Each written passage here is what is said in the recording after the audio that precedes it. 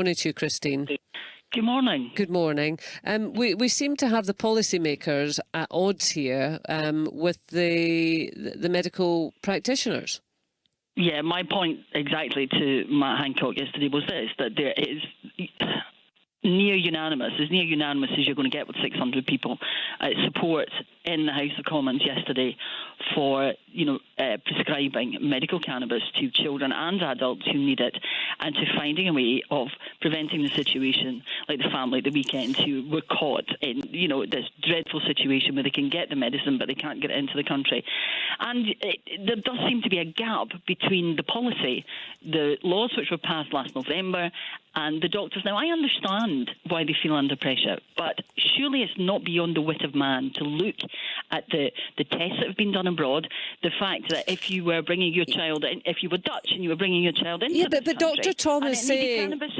But Dr. Tom is saying that actually the tests do not show a positive result for these products and actually show grey areas of concern. I mean, are MPs in a position to say, oh, yes, this is a good idea? Should we not always go back to credible medical research, which, Dr. Tom, you're telling us doesn't stack up? Well, that's not quite what the Minister was saying yesterday, and we're not saying that we should overrule them. What we're saying is that there seems to be a reticence amongst doctors, for understandable reasons, often to prescribe this, but that what we need is to build on the evidence which has been taken abroad. Why, when and why are there no clinical trials in this country at the moment? Matt Hancock yesterday, to give him credit, Matt Hancock said to all of us who have constituents affected by this to write to him and see if he can get them involved in the clinical trials, and see if there's some way that we can actually help to facilitate those people who need it getting the drugs, which are used abroad. They've been tried in. I mean, what I find frustrating about this, not being a medical person, is the suggestion that somehow they don't care as much or they are not as stringent about their medication in other countries like Holland and Germany as we are here. Surely that's simply not the case. Surely the Dutch... Can I ask Dr. Tom to respond? Because I'm a bit confused. Yeah. All I'm saying is really that for the moment, it is possible to prescribe medical cannabis for children with epilepsy and people with brain tumours. It is possible for consultant neurologists who are specialists in this area to prescribe medical cannabis on a named patient basis for everyone they think and everyone who wants, really, to be given the chance to assuage really serious and terrible symptoms with medical cannabis. Yeah, but Ginty has a brain tumour, and her consultant said no. Karen's son Murray has got the epilepsy, and the consultant said no. Exactly. Obviously, I don't know her case, but I do hope that somehow or other she can get a consultant to change his mind. I know it's awful. I totally agree with Christine Graham. I really do. Christine really Jordan. Sorry? Christine Jordan. Christine Jordan. Sorry, I beg your pardon. Christine Graham's another. Christine Jordan. I do agree with Christine Jordan. This is a good. I do fully accept that we haven't got to the stage of being able to deal with all the problems that medical cannabis is posing for us. But I do accept that in the people in these really distressing cases should be given the cannabis, at least for a trial, to see if it works in their case. But to be absolutely honest, from the trials that were done, it's going to be a minority of people that will actually benefit from it. So you don't think there's as much reason for optimism about these products as some people have? From what I've read and from what I've seen and what has been written in the medical journals,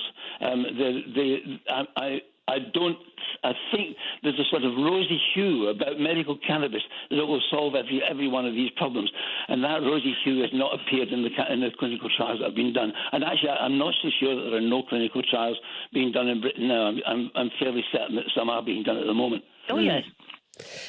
Is there a danger, Christine, of medical cannabis being this kind of panacea, and it's going to sort out all sorts of terrible conditions that conventional medicine can't, and actually we should be proceeding with much more caution, that maybe Sajid Javid spoke too soon? I don't think Sajid Javid spoke too soon. I think he was responding to a lot of public concern and a lot of public pressure. Of course, there is always the danger with any drug that it doesn't deliver what you're expecting, or it falls short, or that there are side effects. I mean, the other caller spoke about thalidomide, and I don't think any of us would ever want to see that sort of situation arise again. But the situation we're in here is that we have children and adults who are suffering from a variety of conditions, and very often they've already, certainly in the case of Alfred Dingley, tried medical cannabis, had it prescribed abroad, and it's worked. And that is the frustrating thing about this, that there are people that we know for whom it works, and yet they're not getting access to medical cannabis because of this reticence. Now, Matt Hancock said yesterday there are 95 specialists in this country who are licensed to prescribe cannabis-based medicines. And you know, they've prescribed so far since November much fewer than one each. I mean, there's been a handful of prescriptions that have gone ahead. And surely to goodness, we should be looking at those people who we already know it can work for, and looking at that. My colleague Ed Davey raised a very good point yesterday. We don't know whether they are under prescribing or whether they are judiciously prescribing. When you say we don't know whether. Well, you're saying that there's 95 who are licensed, and they've done kind of less than one. So it sounds as if not very many. Sorry. So maybe they're being judicious, maybe they're being cautious, maybe they're being sensible, or maybe they're under prescribing because they're nervous about it. But we don't know. There was some concern yesterday in the Commons about the evidence that had been given to the Select Committee in this by the medical witnesses, that they are reticent to prescribe it for a whole lot of reasons, which are understandable. Some the doctors already alluded to, the Hippocratic Oath. They don't have experience of it themselves. There seems to be a gap between what the public want, what the politicians have legislated for, and what the medical profession feels comfortable doing. Now, we need to get over that. We need to find a way of reassuring doctors. I believe Karen was on earlier and said her consultant was uncomfortable prescribing it because all the onus is on him. Now, I understand that completely, but we need to find a way of reassuring doctors that, the onus isn't going to be all on them.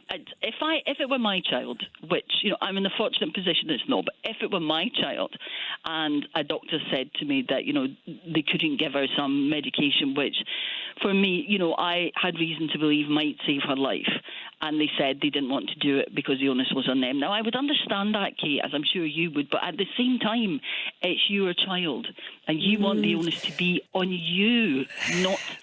That is the difficulty I think that a lot of parents have. And I understand completely where the doctors are coming from, but I think we have to get a way of getting around this. And the point we've been in this situation before, haven't we? I mean, and I'm thinking there was a couple of very high-profile cases of young children who had brain tumours, and and there was one in particular where the parents actually disagreed as to what was the appropriate treatment, and I think it was the mum who wanted, one thing, and the father the other. One of them was quite unconventional. The doctors were caught in the middle. I mean, are the parents always right in this situation? I mean, do they have the medical training, or do they just have that very, very natural desire to do anything and everything to help their child? And it's a febrile situation.